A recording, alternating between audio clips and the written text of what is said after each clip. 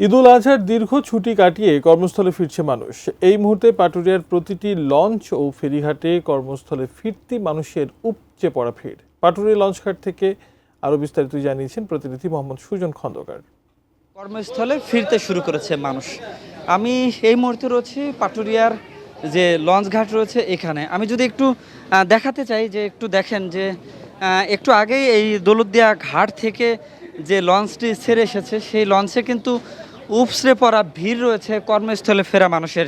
এবং আরেকটা বিষয় দেখাতে চাই, এখানে কিন্তু নিরাপত্তার জন্য কাজ করছে নৌ পুলিশ, ফায়ার সার্ভিস সহ এখানে যাত্রীদের সর্বোচ্চ নিরাপত্তার জন্য কিন্তু তারা কাজ করছে। পাটুরিয়া নৌ পুলিশ থানার যে অফিসার ইনচার্জ রয়েছে আমি তার কাছ থেকে জানতে চাইবো আসলে আজকে শেষ দিনে উনি কীরকম নিরাপত্তা ব্যবস্থা নিশ্চিত করছেন, একটু বলবেন। ধন্যবাদ আপনাকে। আমরা পাটুরিয়া নৌ থানার অধীনে দুইটি ঘাট রয়েছে, পাটুরিয়া ঘাট এবং আরিচা ঘাট। আমরা 6টি টিম, দিনে 6টি, রাত্রে 6টি, এবং এই সাদা পোশাকেও আমাদের টিম রয়েছে।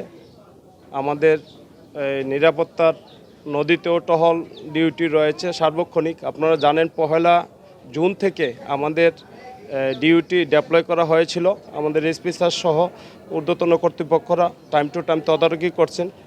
বেলা বাড়ার সাথে সাথে এই শেষ সময়ে কিন্তু কর্মস্থলে ফেরা মানুষের উপসে পড়া ভিড় রয়েছে এই পাটুরিয়ার প্রতিটি লঞ্চ এবং ফেরিঘাটে। এই ছিল আমার কাছে সর্বশেষ।